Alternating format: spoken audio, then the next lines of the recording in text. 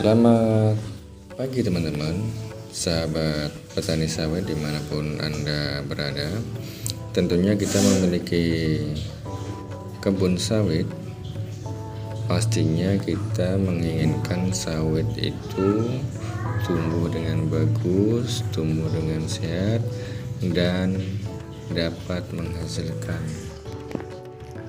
Tentunya hasil itu teman-teman dipengaruhi dari segi pemupukan, perawatan kita kepada tanaman sawit itu sendiri.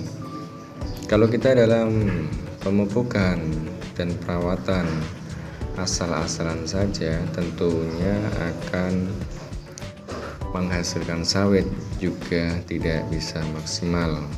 Akan tetapi apabila kita memupuk dengan teratur dan pemupukan yang benar, insya Allah sawit akan menghasilkan secara maksimal.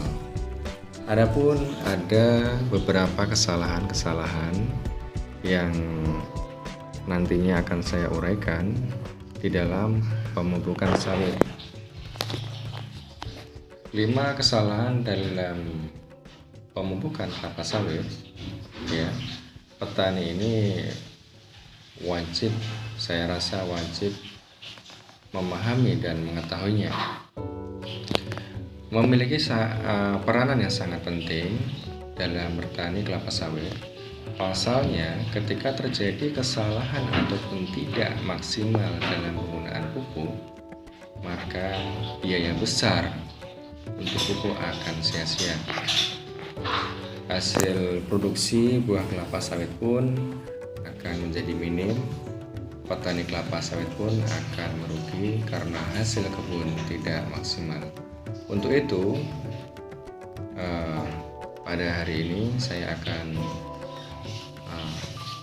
menguraikan yaitu antara 5 kesalahan dalam pemupukan kelapa sawit.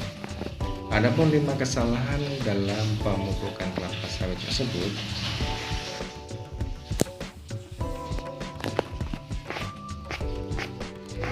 di antaranya yaitu 1. Tidak memperhatikan dosis pupuk. Teman-teman, petani terkadang saat melakukan pemupukan sama sekali tidak memperhatikan dosis pemupukan kelapa sawit secara benar. Penggunaan pupuk sama rata, artinya kelapa sawit yang masih kecil dan besar mendapatkan jatah pupuk yang sama. Padahal dosis pemupukan antara kelapa sawit yang masih kecil dengan yang sudah besar itu berbeda porsinya, teman-teman. Oleh karena itu, petani kelapa sawit wajib menggunakan dosis sesuai dengan yang disarankan. Acuan penggunaan dosis pupuk wajib menyesuaikan dengan tabel-tabel yang telah ditetapkan. Kelapa sawit yang masih kecil tentunya dosis pemupukannya tidak sama dengan pemberian pupuk pada kelapa sawit yang semakin tinggi atau lebih besar.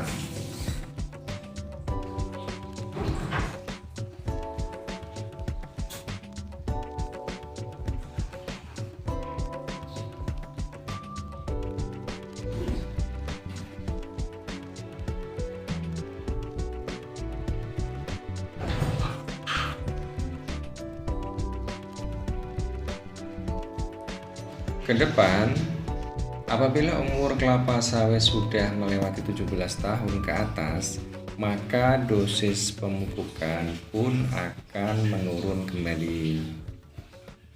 Nah, seperti itu ya teman-teman. Jadi kita harus memperhatikan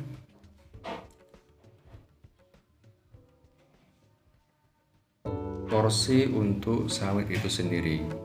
Kalau kecil, dosisnya pun tidak seberapa, dan besar pun dosisnya juga berbeda. karena kandungan kebutuhan sawit yang besar pastinya membutuhkan pupuk yang lebih banyak. Yang kedua yaitu pengaplikasian pemupukan tidak tepat. Ya, pengaplikasian pemupukan tidak tepat. Petani kelapa sawit terkadang salah mengaplikasikan pupuk di lapangan. Selama ini, petani kelapa sawit cenderung mengenal teknis pemupukan dengan cara ditabur. Jarang sekali kita menemui petani kelapa sawit melakukan pemupukan dengan cara dipendam atau ditanam di dalam tanah. Bahkan yang lebih dahsyat, ya, pupuk kelapa sawit juga bisa dicampur dengan air. Pupuk yang sudah larut dalam air akan semakin baik hingga lebih mudah menyiramkannya ke sekeliling lingkaran ataupun piringan batang kelapa sawit. Sementara teknis pemupukan dengan cara menabur sekeliling batang bukan justru tidak boleh, tentunya boleh-boleh saja. Hanya saja, petani harus memperhatikan dan memastikan dengan benar pupuk yang bertabur merata dan harus langsung menyentuh tanah. Jangan sampai ngambang-ngambang kena rumput, kena dahan pelepas sawit. Ya. Jadi kalau bisa langsung menyentuh ke tanah.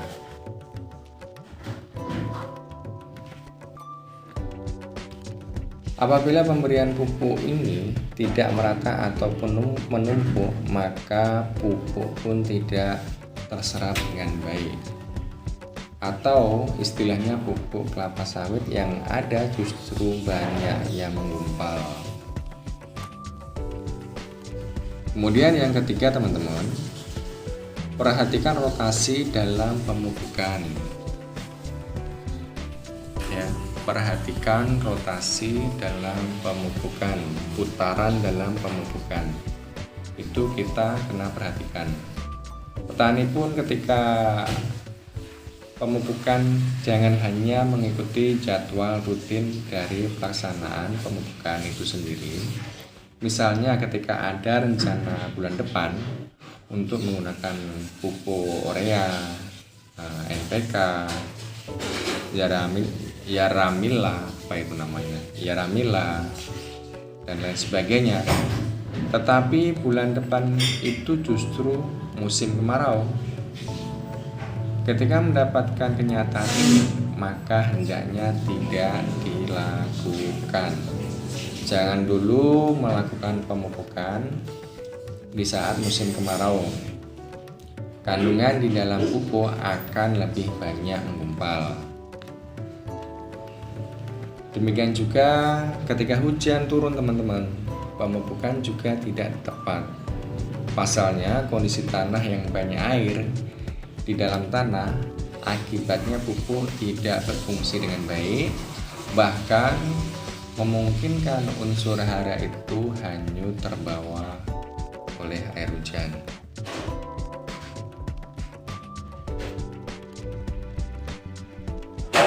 Untuk waktu pelaksanaan pemupukan itu sendiri,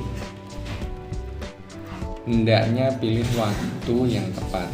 Biasanya pemupukan di curah hujan sedang, pelaksanaan pemupukan sebaiknya di waktu pagi hari. Kemudian teman-teman, yang keempat, ya, kesalahan yang keempat yaitu cara pemupukan yang ditabur. Cara pemupukan yang ditabur. Cara pemupukan yang ditabur ini hendaknya benar-benar diperhatikan teman-teman. Misalnya bulan ini menggunakan pupuk urea, bulan depan menggunakan dolomit. Melihat kondisi ini, maka dikhawatirkan fungsi pupuk itu tidak saling bertentangan. Itu yang harus diperhatikan. Yang kelima, pemahaman tentang pupuk. Ya, pemahaman tentang pupuk itu sendiri. Petani kelapa sawit terkadang tidak memahami dengan baik tentang pupuk. Untuk itu, petani kelapa sawit yang sudah menjadi pintar hendaknya mengaplikasikan tentang pupuk. Petani dituntut jangan hanya tahu dari kata-kata orang. Petani wajib memperhatikan bentuk bahwa penggunaan dan pemahamannya akan fungsi pupuk untuk tanaman kelapa sawit benar-benar dipatuhi. Dengan demikian, insya Allah kalau kita benar-benar memahami dari kelima hal ini, ya, insya Allah sawit kita akan tumbuh sehat, tumbuh subur, dan menghasilkan buah yang maksimal. Oke sahabat, semoga bermanfaat. Salam petani Sumatera. Assalamualaikum.